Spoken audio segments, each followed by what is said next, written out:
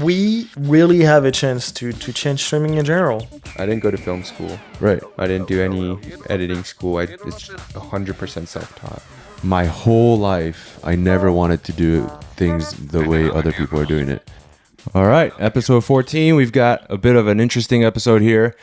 Obviously, the setup is different, and we brought on Sid and Thibaut, the members of ASP, and I thought we can go over kind of the founding story of ASP, and then Thibaut and Sid can talk about their experiences working with ASP. Also, I put up a Instagram post, a Q&A. There's a bunch of questions that we can answer on there, and I think we can go down the list. So aquatic sports performance. Actually, I put this on my Instagram the other day. Started off initially as Koten training and fitness. And that started actually in 2016 when I was in grad school. And I was thinking about the start of it when I was looking back at the 2016 photos. It actually started because Thibaut, you and I, we walked into our strength coach's office, Tyler Frederick. He's up at Stanford now, the director of Olympic sports. And he was kind of showing us how to use Excel for creating training templates, and that intrigued your interest. And then we were like, oh, we can kind of do this too and create programs for other people. And that was kind of the start of Koten, which failed horribly. And both Thibaut and Sid were involved in that project as well. Do you remember a lot from the Koten days, Thibaut? I actually don't remember that much. Bring it up to you closer. I do remember that, Tyler was showing us You can pull it.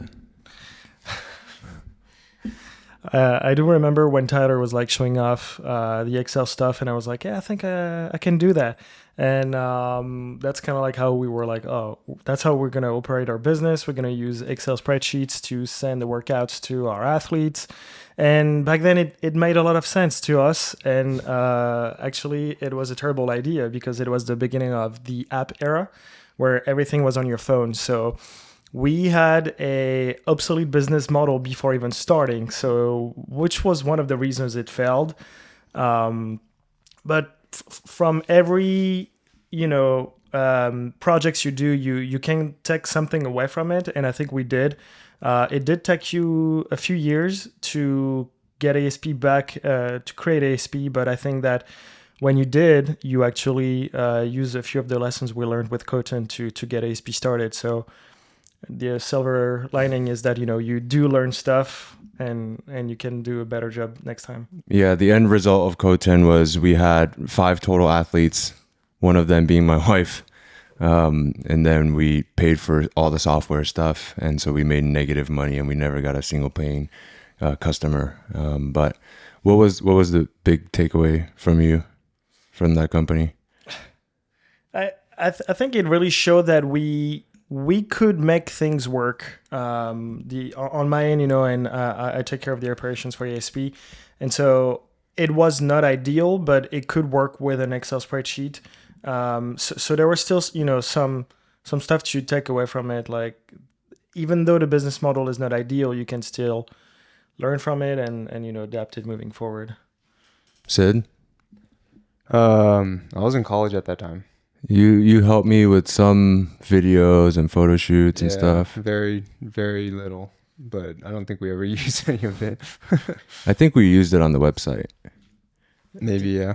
Did we have a website? I think don't we even had. remember. Yeah, we had a website. Wait, sorry, Reagan. We hit record, right? I just wanted to double check. I also think that there wasn't that that much to remember, simply because the company lived for only a few months, in the sense that we quickly felt like it was not going to work because we were not getting any clients.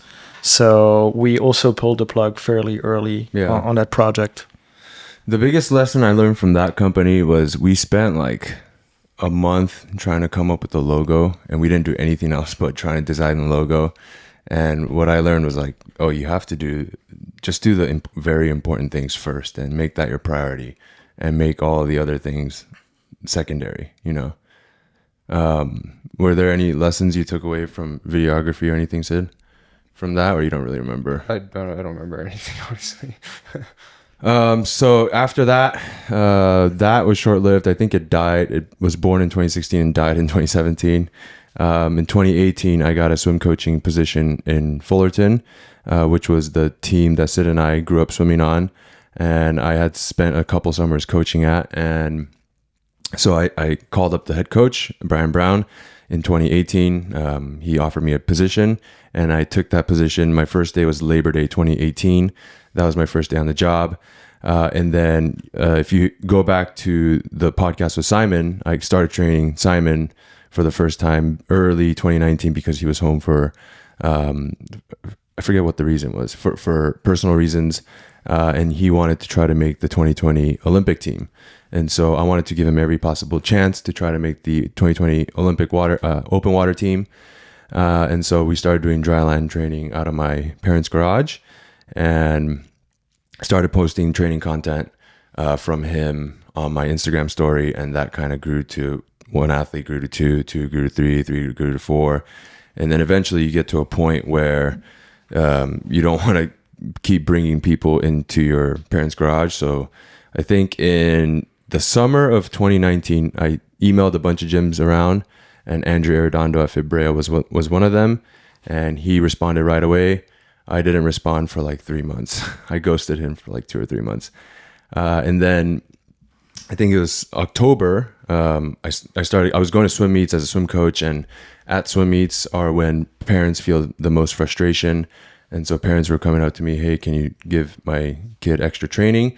Blah, blah, blah. And that's when I reached out to Andrea Arredondo and asked him, hey, can I rent the gym? We came up with a system, and initially it was just, 3, 4, 5 athletes, and it grew and grew and grew to a point where it is now. Well, I mean, we skipped a bunch, but that was the inception in 2019. So that was October 2019.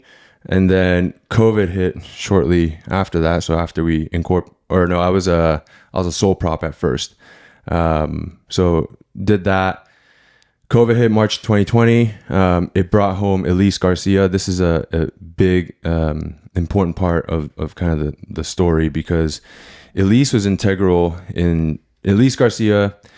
She swam at Cal Berkeley, and during the COVID shutdown, it brought her back down to SoCal. She's originally from SoCal. We trained at FAST together for a little bit before she moved to SoCal with Steve Piquel. And she hit me up in March of 2020, and we started training. And, she got pretty good results. And Elise told Steve Piquel, who is the head coach of SoCal Aquatics, and she said great things about us in training. And Steve basically told his whole team, SoCal Aquatics, hey, there's this gym up in Brea, you guys should go check it out. And that was kind of the first initial wave of like, whoa, like this is going to be something. So that was the initial wave. But we were actually only training I'm forgetting my timeline now, but I think that was early March, like before the March 17. I was training Elise for a little bit, and then I think in April we converted to the garage gym. And then we started operating illegally in June or July at Fibrea. We were just like not posting on Instagram or whatever. But I was like, we have to go. So I forget illegally in terms of COVID. In terms of COVID, because gyms were not, yes, I should clarify. Illegally because of COVID, gyms were not allowed to be open at that time, but I wanted to keep the company going. So we were kind of like a gym speakeasy and illegally training people in the gym in July. And obviously word of mouth kind of spread from there. One thing led to the other, and it grew and grew and grew. Another important person in that time frame is Andrew Leong. The fall of 2020, Drew had to do his high school senior internship at Troy High School, and he had been training with me 2019, early 2020. And so there was a point where the business was kind of growing where I kind of needed an extra hand. So he was the first person I brought on as an intern, and he was helping me kind of run sessions at the beginning. So he kind of helped me stay afloat and make sure we were handling the inflow of athletes at a good coach to athlete ratio. That kind of continued all the way into 2020, 2021. All of 2021 was pretty much like that. Like me, Drew, and actually his sister Courtney was also helping me. It was the three of us. And Suhail Samidan, I don't know if you remember that name. Suhail was helping me too. I believe at this point, Thibaut, you were kind of helping me right at the beginning. I remember when I was coaching at Fast, I was asking you for Excel help for Fast related Yes. stuff. And so you were already kind of helping me. But I forget what the first request was or when it was or So I can't remember either actually when it started because it's been a while, but it was definitely Excel related. I think it was either you trying to get like this chart of times of like, if your PB is 1 minute, then 90% is X. So it was a way for you to kind of like guide your swimmers. Oh, we're working at 90% efforts. So you needed those. So I remember doing that. And on the ASP side, I think that the first request was like to have a sort of way to display the data of your athletes, which essentially became became the performance report. So I think these were the first few things I did for you. And then over time, I kind of helped you with the website. At the time, you was using Squarespace. We moved on to PushPress and all that stuff. And so that's kind of like how I got started with ASP. Yeah, for context, the performance report is basically a report where we keep track of all of our athletes' KPIs in terms of their pull-up ratio, their vertical jump, their broad jump, how much power they can produce on an assault bike. And the reason I created that was because when you're in the private sector, you have to, or at least in a business, you have to figure out how you are giving value to whoever is paying you. And in the training space, it's very hard for parents to understand the value that the training is giving them. So I was like, okay, how do I show the parents that like the kids are actually getting better by training with us? How do I display that to them? And so that's kind of when I came up with the performance report system. Oh, like when Susie started, she had a 12-inch vertical jump. Now she's jumping 18 inches and then her 50 freestyle time went down. Look at that. Like I wanted a way to be able to display that. And that's when I think I probably called you or something. Yeah, I don't remember the exact timeline, but I don't remember. definitely It was probably 2021, 2022. Yeah. And I think, so Sid was living in Tokyo this entire time. Sid graduated 2019, May 2019, and you moved to Japan right away. literally right after. Yeah. Yeah, I remember taking you to the airport with Skylar. You had compression sleeves on your arms, I think. Well, because I had Taiwan nationals. Yeah. Yeah. Oh, yeah. In Tainan. Yeah. And Taichung. Yeah. Taichung. That's when you slept in the haunted house hotel. By myself. Yeah. So Sid moved to Tokyo 2019. Basically weren't involved with ASP. I think early 2022 was when you first, I forget how the conversation started, but basically you started doing videos for Instagram. Yeah. Right. Mm-hmm. So if you go back on our Instagram, go back to like 2022. You don't need to. And see how far we've come in terms of content production. But Sid and I came up with a system where we had a shared Google Doc, and I would write the script, the training theories or whatever, and then Sid would take that script and then make a video with whatever the script was. Yeah, actually, the funny thing with that was that's where I learned all my coaching knowledge, because from a coaching perspective, I'm not a traditional coach where I don't have any coaching background. I don't have any education in coaching. All my coaching strictly comes from editing videos.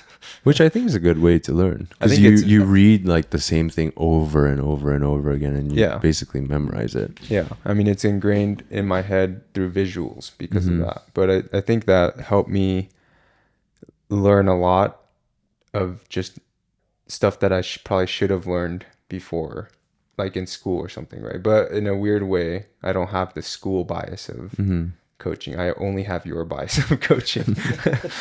But you've studied other people on YouTube and stuff. I've seen you study other people. But at the same time, like, you don't actually learn anything in school. Exactly. That's why I didn't learn anything. Everything I learned was just self-experimentation and watching YouTube videos and podcasts. And even with video editing, I didn't go to film school. right. I didn't do any editing school. It's 100% self-taught. So Yeah, I think school's nonsense. I have a very biased approach. I think we talked about this in episode 1, and we put a big disclaimer. Like, if you want to go to med school, if you want to go to law school, you probably need to go to school. But if you want to do something like this, like, get your hands dirty by actually doing the job, and that's the best way you'll learn. yeah, but at that time, because I was still living in Japan, I was only doing about 1 video a week for you, in 2022. In 2022. And then 2023, I think for a little bit, because COVID was gone, I was very busy. So I don't think I did videos for you for like a small period of time. When did you start working tours again? 2022. That's when it opened up. Yeah. But then it really picked up 2023. So from January to like May, I remember I worked almost every day. So I don't know if I did videos for you then. And then 2023, up to 2023, I was a sole proprietor, meaning I owned 100% of, well, you just basically work for yourself. It's not even a company. But in, was it May? June? Yeah. May 2023, we signed an operating agreement saying we will basically make a ASP in an LLC, and we split it up, and now all 3 of us are owners of Aquatic Sports Performance, starting in May 2023. Wait, when did you move back? So May 2023 we signed, and that's what kind of triggered me to move back. Okay. And then so you were just back for just a vacation, or you were back to for sign ASP? that. Oh. And then I moved officially in September 2023. Yeah, because we signed in May, but we actually started operating under the LLC in September. Because we were still running. Yeah, we were still running on your sole prop until August. Yeah. If you ever want an accounting nightmare, make sure you're a sole prop halfway through the year, and then halfway through the year switch to an LLC. Yeah. Your accountant will love that. What was that experience like when you first moved back? And because going from tours to coaching is a wildly different change. Actually, though, I think all my tour experience helped me in coaching, because the tours that I was doing, a lot of it was individualized tour, and you would ask them what they want to see, what they're interested in, and then you build an itinerary based off of that. Same thing in coaching. You ask them what they want to work on, what kind of workout, then you build something based off of that. So it's literally just an exchange of services, but the thing is the same. Instead of sushi, it's bench press. But honestly, basically, and in a weird way, tourism was much harder because I would have to be with them 8 hours a day. And that's where I learned how to talk to people and how to really, because when you're getting paid to entertain someone for 8 hours, you can't be the one that's not leading the conversation. Right. So you have to learn how to lead the conversation, which I think helped in my people skills in coaching. I hope my athletes like me, but I think a lot of it was very useful in setting up for coaching. So honestly, if you like, for people that want to start coaching, I think it's important to have some kind of service industry job under your belt, because I think it's important to learn that people skill, and it's important to learn how to entertain people. And I think that also helped in my video editing too. You learn how to, you learn a lot about different kinds of people in tourism, which I think is very helpful in any industry. Yeah. Social intelligence is by far one of the most important skills. GV did that too. Tour Yeah. guide? Oh, that makes sense. Okay. Did you know that? No, I didn't know that. Oh, our landlord's calling us. You want to take it? I feel like I should take this. I'll just keep a convo going with Tebow. Okay, you keep the conversation going with Tebow. Oh my I'm gonna God. pick this up. All right. You better come back with a good news. It better be. And then, so when we started operating as an LLC in September 2023, you were still working full time at your. Yes. Actually, you were full time until recently. So I was full time until 2 months ago, but Yeah. to kind of go back to 2020, I actually go back to school after ASU, where I graduated with a Master of Global Logistics. I'm back in France, and I'm like, I kind of need to Frenchify my resume to put a French name on it, because people were like, okay, what's ASU? I go back to this business school in France, graduate with a Master of Finance, start working in strategy consulting, which was, I think it kind of echoes to what you were saying. Like you need to get some industry experience. Obviously, me being in like operations, and for ASP, operations means a lot of things, especially including finance. So that experience I got from strategy consulting was really applicable to my role with ASP. So I did that for 2 years, switched to an insurance job that I absolutely hated. Hopefully none of my previous coworkers will match. I didn't like it. And then until 2 months ago, I was working that job. My employer and I came to an agreement to end my work contract, and now I'm full-time with ASP, and I'm super excited. Like it's been a long way. Like we started, you and I, working around 2021, 2022. Yeah. And I don't know about you, but at the time it felt like it was just like a side gig type of thing. I mean, for me, it was just a hobby. Like, Yeah. I had a full, I had a whole nother thing. Yeah. Sean just asked for videos, and I like making videos. That's it. It's kind of how it was for me, like, oh, can you do this Excel? You're pretty good at Excel. Sure, I'll give you $100, and I was like, sure, whatever. Yeah, at least you're getting paid. I was just, hey, it do was this. just abusing your the fact that you're a sibling. Yeah, basically. So free rent? No, not free rent. Not podcast worthy. I mean, I can explain. So if you've been following my Instagram stories, we're building a gym right now. We have a ton of ADA stuff that we need to work on. And the big handicap sign thing that you see at the bottom of the stall, we asked for the ADA installation a couple months ago. They painted it, but they painted the border of the wheelchair man with stripes instead of solid white. And apparently that's not ADA compliant when we got our inspection done. And so the inspector said, you have to paint this all white. So we got some tape and paint, and we painted it white this morning. And this was our fault. We left the paint out to let people know, hey, this is wet paint, don't drive over it. And then we left to go coach. And then we came back, and someone ran over our paint. And so the paint exploded everywhere. And so Thibaut and I were just taking buckets of water because we don't have a hose to try to wash it off. And my landlord was like, what the heck is this? And that's what the call was about. Oh, wow. I apologize. He already knows about it? He sent me a picture. Oh, God. Yeah. And he's like, what the heck happened? I was like, I'm so sorry. Like, we're just trying to do our best here. What do you say? Do we need a cleaner? He was like, it's okay. I told him I'll get a power washer and we'll wash it off. Wow, that is cool. How far did you guys get? Well, we just talked about what Thibaut was doing. Working full time, yeah, like kind of like going from 2020 to 2026, essentially. Yeah. And me quitting my job 2 months ago to work for you. And we were saying that essentially for Sid and I, it kind of started as a side gig. Like, we were doing this on the side to, just a hobby type of thing. Apparently, I was getting paid. Sid wasn't, just saying.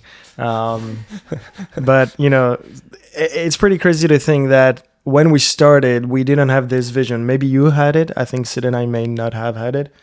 I don't think I did, actually. Yeah, but it just shows that if you believe in what you're building over time, it'll just grow and get to a point where it's way beyond the original expectations you had. Here's a question for you guys.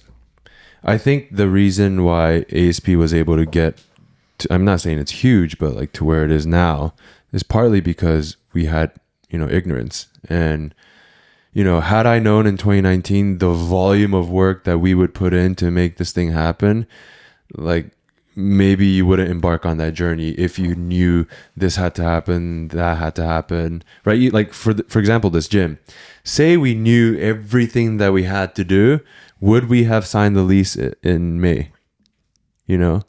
So for the question for you guys is, had you guys known how hard this journey was going to be, would you have still embarked on the journey? Yeah, probably. Yeah. Probably. I think, as swimmers, you're used to just. Yeah, that was a bad question. I mean, yeah, You just get REM for 4 hours a day, and so you may get result. Whereas now it's essentially the same for swimming than it is for business. You put in the work in, things may or may not happen, but swimmers, they still put in the work because they think it might happen. The tour job I had, Mm-hmm. my boss came, we set up the company together in Japan. So it's almost like a 2.0 for ASP, on setting up a company. Like the tour company in Japan, Mm-hmm. I had to help set it up, get it, get the company name in the books. Basically do the Japanese LLC. Yeah. And then start it up from scratch. And so you're saying that this is your second company? technically, yes. Were you an owner of? Technically, she gave me percentage. Whoa. But yeah. Did you sell your percentage? How did that work when you No, left? I just ended up Giving it back when for I free? left. You just gave it back? Yeah. That's Usually nice. you can do a stock, what do you call it? Stock Because buy. we didn't You would sign buy out- anything with the lawyer. It's kind of like a mutual agreement. If the tour company took off in 2023, technically, but I left halfway, so it was kind of like a mutual agreement of just technically you weren't here for the full thing, after COVID. So- Would you have been in a better position today if you had stayed with them, or with Probably ASP? not. Okay, so Probably not. that's good. It was only 5%, so it's not like it was anything crazy. But what if they're doing like a billion? 5% is crazy. They're not. I'm sure we do more than them, probably. No. Yeah. Well, just that's knowing, because I saw all the finances too. Just knowing, I'm sure we do more. Yeah. so from a timeline perspective, where are we? Are we in 2023 still? Are we talking about 2023? Getting started in 2023, officially with the three of us. Yeah. The three of us, 2023. 2024, what happened in 2024? Nothing. We just kind of, We just put our head down and grinded in 2024. we just coached a lot. Coached a lot. We started upping our YouTube. Was kind of started in 2024. That end of 2024. No, we started early 2024. Kind of. It went all, because world record Was December. was December 2024 But my constant schedule started around October, I remember. of 2024. Yeah. So yeah, we started going harder on the YouTube and Instagrams in 2024. And then January, anything else about 2024 that was important? Thibaut, what were you doing? I think it was the moment where we started using Push Press, Grow, which are our gym manager and CRM, kind of trying to work with, because we were getting to a point where we probably had 60 athletes per month at that point. So you get to a point where you still need to organize things. You cannot individualize everything, especially on the admin side. So you start working with workflows, which is essentially a set of things to be done when someone does something. So for example, you receive a text, you may receive oh, thank you for your message. We'll get back to you shortly. You have to opt in first. Yeah, you have to opt in, exactly. So a lot of behind the scenes happening, how do we manage our finances, work our accounting as, an LLC. So a lot of stuff that people don't see but are essential for a company to work well. And, setting those stuff well in the first place is very important, because as you get more people, you need to continue this automation. So I think this was the beginning of more automation on the back end for ASP. Mm-hmm. I think one thing that in 2024 that I kind of not realized, but I think it's kind of important to go into, is when people want to start a business, usually it's one person or two people, right? And then it's really hard at first because they have to wear a lot of hats. In a way, we were able to avoid, yes, we did wear a lot of different hats, but in a way, I think we were able to avoid wearing a lot of hats because the three of our skills were very different. Mm-hmm. Does that make sense? Yes. Because it's kind of, I think I've heard business podcasts say you need a marketer, you need the product, and you need operations. Like those are the only three things that you Basically the big buckets of a business. So like that's, I think in 2024, that's when we started figuring out the system between the three of us. And I think we're still figuring it out. But when people want to start a business, I think what you mentioned, those have to be taken care of really well. But we were able to avoid having like you having to do all three of those because of the skill set that separates us, which I think is kind of what 2024 really, like we were really not figured it out completely, but we were really starting to figure out. Does that make sense? Yeah. Yeah. And I think that's why we were able to take a business like ASP, where it's, like I said in the staff meeting the other day, like ASP is an extracurricular to the extracurricular. So the likelihood that that business exists is very low unless you put a ton of energy behind it. And I think you can only do that if you have excellent people on the bus. And I think that's what we have. I think in episode 1, did I give the spider chart analogy? Yes. Which did. episode 1 of a podcast? That was at your podcast? house, actually. Yeah. Yeah, I remember that. What? No, you you weren't there, weren't. dude. You're No, lying. I remember watching it. Oh, episode 1. Yes. Oh, okay. I watched the podcast, Okay, well, if you didn't watch episode 1 of the podcast, I have this analogy for businesses. If you take a spider chart and you have, different plots on that spider chart, the skill set of the person basically plots out how far you are in that spider chart. So, maybe Thibaut's out here, Sid's out here, I'm out here. But then say all three of us are terrible at our job, and we're here and we're closer to the center, the surface area of that spider chart is very small. But as you bring, right now it's 3, but say you bring in another superstar, another superstar, another superstar, and then you start getting points way further out in the spider chart, you increase the surface area of that spider chart. And I think business success, all it is can you increase that surface area with as many superstars as possible on the outside of the spider chart. Do you think it's a coincidence that the skill that we're good at doesn't like overlap at all in a way? Well, I also think he kind of picked the people he wanted to make sure that they didn't overlap. But some some businesses, they might be like two very similar people who want to start something. Does that make sense? But yeah, and I wonder if they do as well as we did. Not saying that like we. Oh yeah, we're not getting there. But yeah, it does have some advantages and disadvantages to if like with the profiles we have, we were able to cover a lot of grounds. But at the same time, like when you start a young company and you're 3 people, everything's essentially divided by 3. So if Sean were to do ASP LLC just by himself, things would have been different. But both on like the execution part, but also on the back end part where finance is also different. So did we make the right choice? I think back then we did actually. I think I got lucky.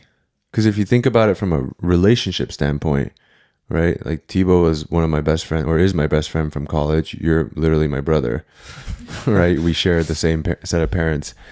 And then we just happen to have 3 completely different skill sets. So in a way, it's also kind of luck. It's not like I went on LinkedIn and I went to go search for a Excel nerd because I really need help with Excel. And then I found Thibaut, right? No, it's just Thibaut was my best friend from college and we were roommates for too long. 5 years. For 5 years we were roommates, and then he ended up, doing this full time. So 2025, I think it was January 3rd or something, 2025, I decided we're going to do a gym. And I just started going on. It was when Thibaut was here. Thibaut was here. We were sitting at the dining table at my parents' house. And I just, on a whim, I decided I think we need a new gym. And I just happened to go on loopnet.com, where you can find commercial real estate. And I just started doing a little search. And that was the beginning of this whole process. So that was January. We finally found this building in, I think, March. And unfortunately, the landlord who just called me, his mother was passing away. And so he didn't like check his text messages or something for like a whole month. And so our broker was trying to get a hold of our landlord. We got no answer for a month. April comes around. I finally meet our landlord. He gives us the approval. We say, hey, it's all sunshine and rainbows. We're going to be operating in a month. We sign the lease May 1st. And I think we were doing the minor CUP process in the middle of that, starting in March. We get the minor CUP approved in April, I believe. I think it was approved in April because I was at the Fort Lauderdale Pro Swim with Marina, and I took a meeting right after Marina just swam the 50 fly, I think. And I took a meeting with the building department and the planning department of the city of Brea, and they're like, yeah, you got your CUP, but because you're changing the occupancy, you have to do this change of occupancy thing. And that took from April to December, because we just got our plan approved in December. Yes. And it was basically 8 months of me going to the city and saying, how about we do this? Them saying, let me think about it, wait a week or two for a response. And that just went on and on for 8 months. Finally got the approval in December, scheduled, and then of course it's the holidays, so they take like a 2-week break, and then we finally got an inspection early January, which was last Monday. Yes. And we failed the inspection miserably. And so now we are in this stage of trying to make our place ADA compliant and California Building Code compliant, California Plumbing Code compliant. And that's where we are now. And that's basically a SparkNotes version of the history of ASP. Yeah. Anything to add? To the SparkNotes? No, I think we covered most of it. The gist of basics, yeah. Okay, so I guess we have to be out of here in 34 minutes. So let's go over questions. Yeah. We got a bunch of questions on Instagram. Thank you everyone who left us a question. Okay. Should I just go down the list? Well, let's make sure we choose appropriate questions. Oh, there's a good amount. Oh, Yeah. actually, I'll read this first one. How do you manage... I'm not going to read the name to keep it private. How do you manage internal conflict when direction or vision differs? I feel like managing is more of a your But everybody manages themselves. Yeah. Manage thyself, Peter Drucker. I don't know. I don't know the answer. Can you repeat the question?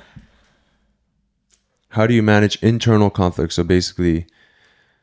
Well, we're also at a point where Sean remains the CEO of this company. Yeah. So when there is a internal conflict, Sean does have the absolute say in it. But I also think that he's in a position where he can take the pros and cons from every vision at that moment. So, but overall, I think we do a pretty good job at managing conflicts. I think the three of us are pretty much aligned on what we want to achieve with ASP. And yes, there are a few moments where maybe you think the color should be blue and you think the color should be red. But the main thing, the important thing is overall that we pretty much align on what we want to do. Yeah. I tried to, it was a work in progress, or still is a work in progress for me, but try to delegate more and just work. I focus on what I'm good at, and then whatever I'm not good at, just you guys have it, go do it. Obviously it's not completely like that, but it's not necessarily what he's not good at. It's just what he doesn't want to do, I think. Basically. But actually what you're not, those things are correlated. Yeah. Right? Like Thibaut, you don't want to do sales. No, but right? There are also stuff I do that I don't want to do. Right. But you tell me to do them, I do them. Yeah. He's at a position where he can do the stuff he wants to do. We're not there yet. I do a lot of stuff I don't want to do. Yeah. That's unfair to say. No. But I think the thing is that it's how do you manage? And I think we're saying we don't really manage that part. It's mostly because it ends up becoming like I feel like a lot of times like up to the boss man is what we say in the, you know, like, And we do say so that. it's like, you know, I think that's how I'm approaching the question at least. So Do you guys feel like I try to give you as much of leeway as possible? I feel like I try to as much as I can. I think recently it kind of came out of necessity. We have grown significantly recently, and we're at a point where you cannot micromanage I can't. everything anymore. No. And we're at a point where Sid and I, you know, we take an executive decision, and I think we're also at a point where Sid and I have come to understand how business works. So is it always the best decision? Not always, but it often is, and that's enough for right now. actually, kind of a good example of you not micromanaging. Right now, Reagan, behind the camera, is technically interning with me right now. You don't see the conversation that I have with Reagan at all. And in fact, I make 100% of the decisions of what I, you know, try to teach you on videos. So Yeah, that would be impossible for me to manage. Like Exactly. Managing that and running the internship curriculum and So like coaching that's the like pros. one example. Yeah, of- yeah, you have to. I think that's the only way you grow. But again, have you guys read Jocko's Dichotomy of Leadership book? It's in my house. I think you left it there. Yeah, that's a great book. He talks about managing the dichotomy of micromanaging and then what's the opposite of micromanaging? Macro. Wait. Like delegating. Yeah, like yes, you have sometimes you have to micromanage, sometimes you have to, you know, delegate. My brain is slow right now. When was the last time you read the book again? I read a couple years ago, but every once in a while I'll pick it up when I'm sitting on the toilet and just kind of flip through it. And, you know, I like to do that with books. All right. I don't want to share the books with you in the Next. bathroom. Next question. At what point did it stop feeling like an experiment and start feeling like a real company? That's a great question. Well, actually, I have a answer for that. Okay, Literally you go. September 2023. September 6th, 2023. Yeah, But I think for Sean, it meant something else. Yeah, I remember I mean- him having this internal conversation of like whether he should quit fast his swimming coaching job or not. And I think obviously when you made that leap is kind of like, well, Yeah. a little before, but like when you made that move, you were convinced Yeah. that it was more than a hobby. So Yeah, when I for think that's you- the point. Yeah. Yeah. Because when I was swim coaching, my monthly salary didn't cover my mortgage. Like with the HOA and everything, it didn't cover it. And so I told myself I was going to leave once ASP provided enough money where I could actually at least pay my mortgage. And I got to that point and then I left swim coaching. So yeah, I think that was the point. It started feeling like a real company. When was that? I quit fast in August 2021. So for you, August 2021 was the point when it stopped feeling like an experiment and started feeling like a real company. I think it was then. Okay. Yeah. Yeah. How about you guys? I mean, I told you. Literally September 6th, I think that was the date, 2023. You? I Thibaut? still think at that point for me, it was a hobby, you know. I think I've known for the past year that I would quit my day job to only do ASP. And that's probably the moment where I was like, ASP is in a position where I can make a living out of it. So it's more than a hobby. So I think I kind of had that realization a year ago. And it finally came when I quit my job 2 months ago to only do ASP. So, yeah. That's pretty cool. I'm very proud of that, by the way. It's pretty cool. Like to be honest, the 9 to 5 work life it's something. You know, I'm glad I experienced it for a few years. 9 to 5 actually. When I was a strategy consultant, I was 9 to 1 a.m. 9 to 1. In the 9 to 1, and then I would do ASP from 1 to 2 essentially. But I'm glad I did that, but I'm also glad that I'm not in it anymore because I can take that experience and put it, you know, for ASP, and I think we can create something cool. And it's not a hobby anymore for sure. Yeah. What was the hardest? I think we're all going to have a different answer on this one, and that's okay. What was the hardest decision you've had to make thus far, and was it the right choice? I'm guessing it's company related. Yeah. Yeah. That's a hard question. There's so many tough decisions that we've made that it's hard to remember too.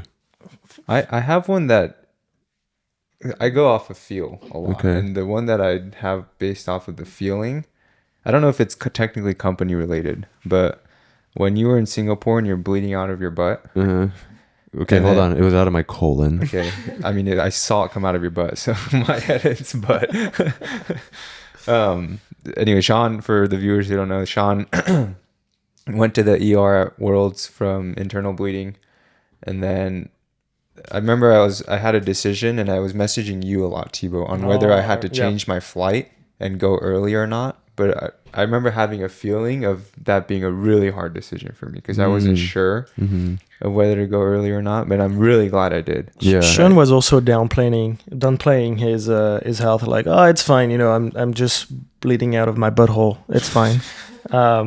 But that would have, because that trip would have cost, because that change costed like what, $2,000 or whatever. It and was I had to- expensive. I Yeah, had I to ask remember. I you, remember like, talking, and we were like, when someone's life is at play, like you don't care about $2,000.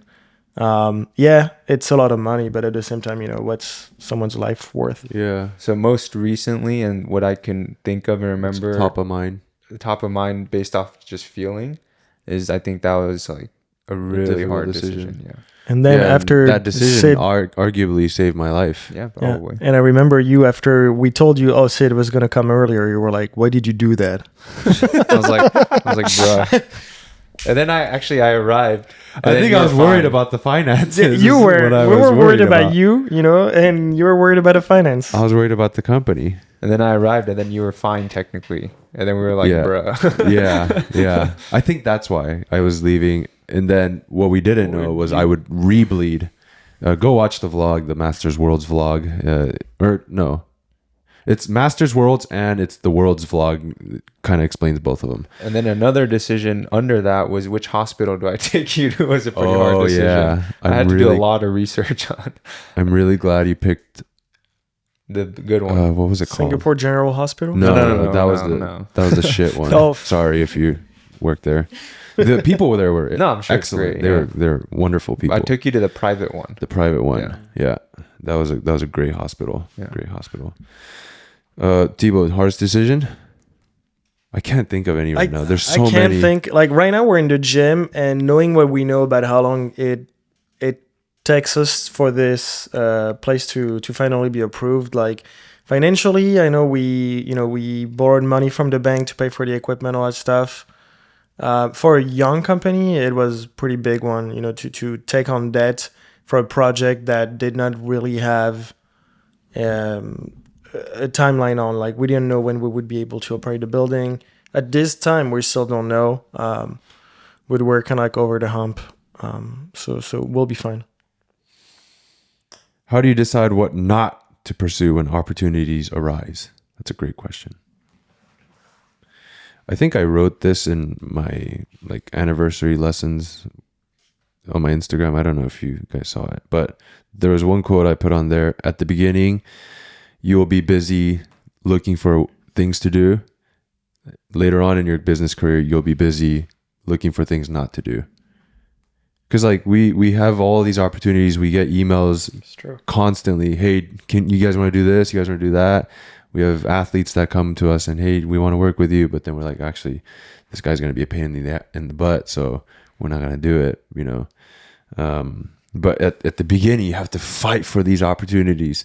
And then over time, they start coming to you. And then you have to because strategy is simply an allocation of your time and resources and effort towards something specific.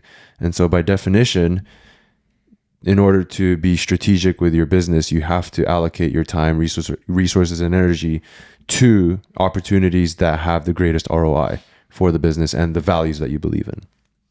That doesn't answer the question at all. I was like, cool. Well, essentially, what you're not pursuing is poor ROI, business decisions. Yeah, exactly. So we and make over an time- ROI calculation. Yeah, over time you get a sense of what a good ROI is. Sometimes it's a bit more hidden than you'd think initially, but you start reading people, ideas. You also have your own experience of what we've tried before, what did work, what did not work, and yeah, you make that calculation based on what could be, and if the upside is higher than the cost, then it's probably worth seeking. Cool. Anything, Sid? I can't think of anything. What personally have you had to stop doing or change in your habits for the company to grow? There's a lot. I don't know. like where do you start? You know? Yeah. I feel like everything basically. Yeah, your whole life changes when you Yeah. start a company. Yeah. Yeah. So going along with what you said, what was top of mind and going off gut, Yeah. in 2024, 2025, I prioritize work over my own fitness. And I think that took a big sacrifice. And this year I want to bring my own personal fitness back into things a little bit more, make that more of a priority for myself, because what I noticed in 2025 was I was really struggling mentally, and I think it was partly because I wasn't training that hard. Actually, I think one thing that I have done really well is I keep my fitness up no matter what. Yeah, you've done a great job of that. And I don't let it. So even if I know I have a lot of things to do, I'll still just work out. Just because I guess that doesn't answer the question though. What drives you to do that? Because if I know that if I don't work out and I try to do the work quality is going to be worse versus if I do work out and keep my health up, then the work quality will be better after. So technically, how did you discover that? Just based off of feel. I'm a feel guy. Like I never really discovered that until late last year. Singapore? Huh? Is that when Singapore is when you kind of like had that? I think so. That was part of it. I think it helps when I video edit.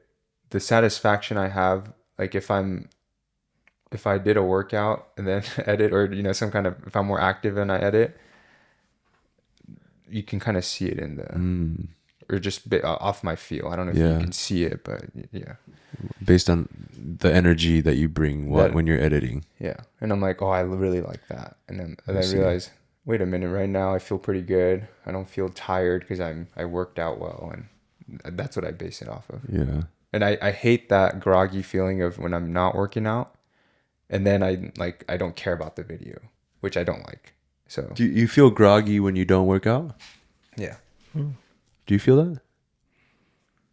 I feel like I'm not achieving enough during the day, but I've also, from 2021 essentially to 2025, I've sacrificed my whole, time. I was working from 9 a.m. to essentially midnight every day, on weekends as well, which, the easy answer to that is by, sleeping less and exercising less, which resulted in me gaining, 10, 15 kilos.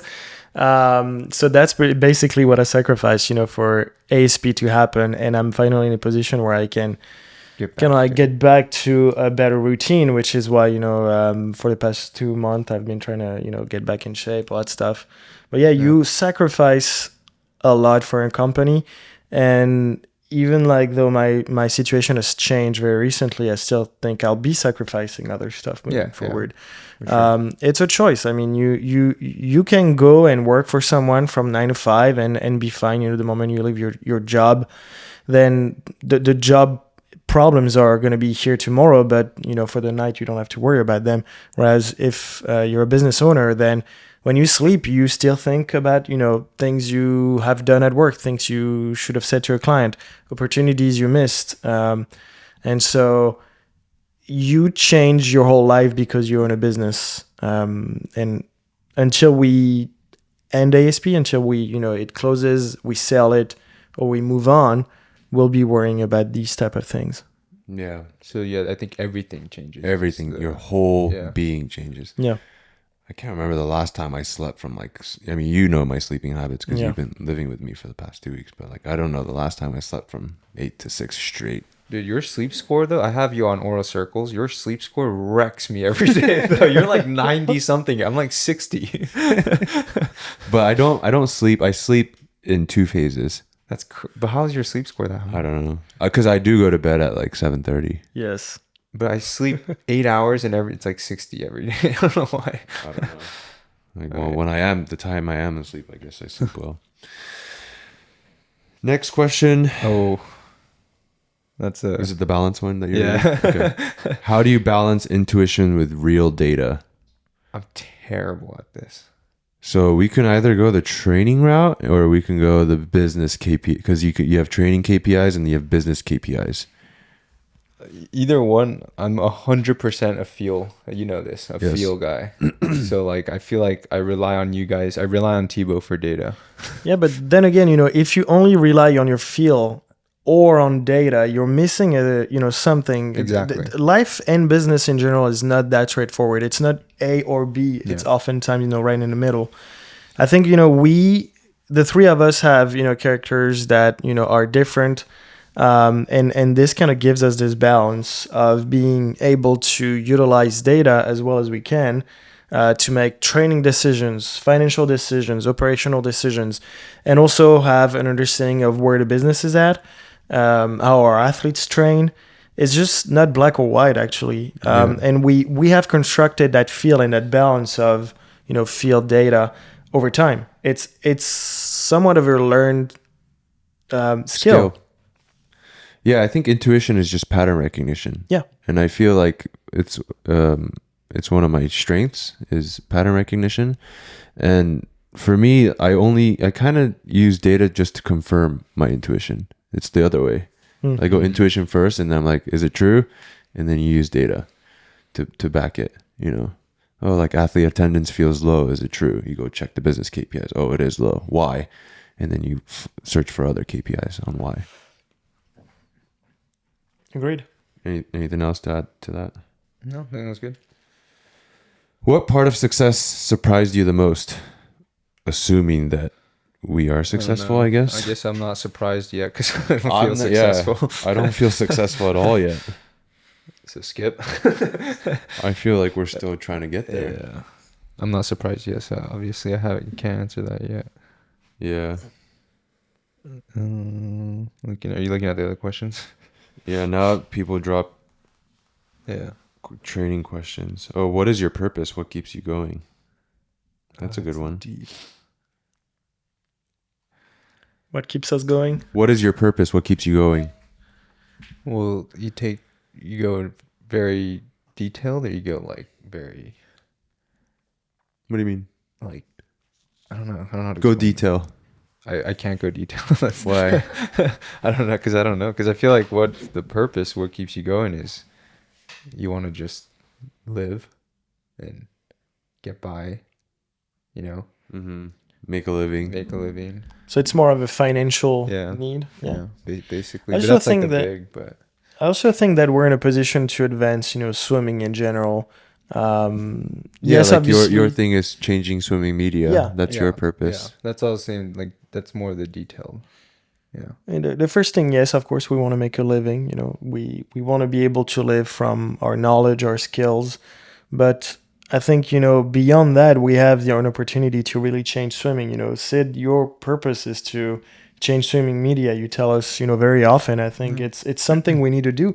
But I also think there's something to be done with swimming in general. We've seen that the way we used to train, and I'm just going to be, using absurd numbers, but say you've done like a 30 times 200 on 230, something ridiculous. There may be times where it's worth doing, but I also think that for the longest time in swimming, I've kind of like just assumed this was a way to go.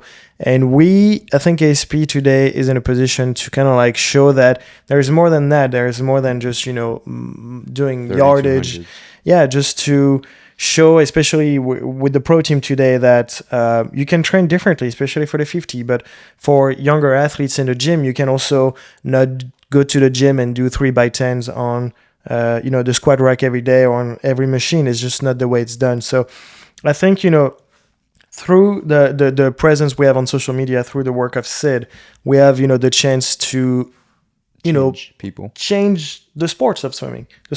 Actually, that's a good point because sometimes I get nice comments where I'm trying to pull it up right now on Instagram, where people have said Nice "Get things. this one." Like and it's Even the very YouTube motivating. ones are very motivating too. So you guys, this is from one of the comments on our post. You guys are inspiring me and daughter to pursue the journey to LA 28 here from Panama. So it's cool to see that we do have a direct impact with the content we make. And I guess that's one of the reasons that keeps me going, is like we have a direct impact on people. And if we can keep converting one person at a time to change swimming media, the landscape of it, make it more cool, more, friendlier to outside of swimming Outside world. of the swimming world. Yeah. Then, Like actually doing something about it instead of just saying, no, swimmers need to be paid. I hate that. yeah. Do something about it. So that's what keeps us That's going. what we're trying to do. We're trying to do something about it. Don't just complain about it. Yeah. What's your purpose, Thibaut? I think I just said it. I think he was answering. Yeah. Okay. I just piggybacked on Yeah. Thibaut. But I think we really have a chance to change swimming in general. Whether it is swimming media, swimming training philosophy, the sport of swimming. Maybe we are able to bring more, to the way swimmers train and make a living off swimming. I have no idea, but I think Yeah. we need overall to advance the state of swimming. It cannot be one of the biggest sports in the Olympics. Every 4 years, how many medals are there? Like 32, something like that. And then except of, the Olympics and world championships once a year, swimming is just unheard of, essentially. We have a chance to do something there. Yeah, I hate the traditional approach to everything. Ever since I was a young kid. In swimming? No, just my personality, I think. I No, never like the traditional approach to swimming. I'm gonna get there, but I'm okay. saying in general, my whole life I never wanted to do things the way other people are doing it. Like everyone was going to prom, I don't want to go to prom because everyone's going to prom. Get one a Google invited you? Pixel, fool.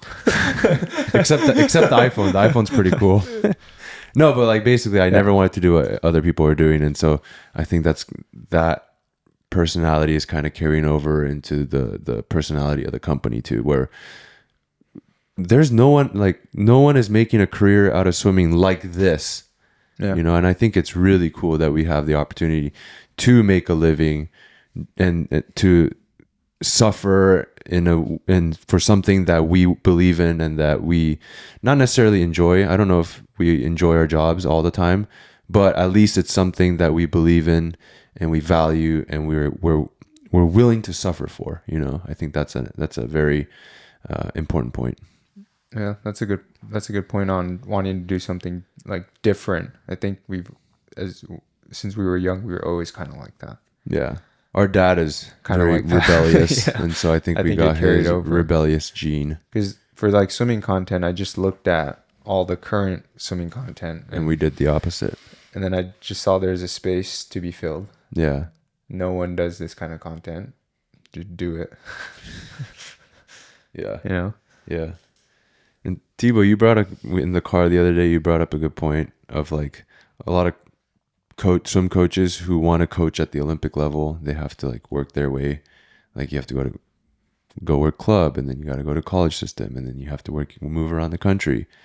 And like, No. This last year was my first time swim coaching, like actual swim coaching, So yeah, that's kind of part of the personality of the brand, I guess, is to do things differently, Be different.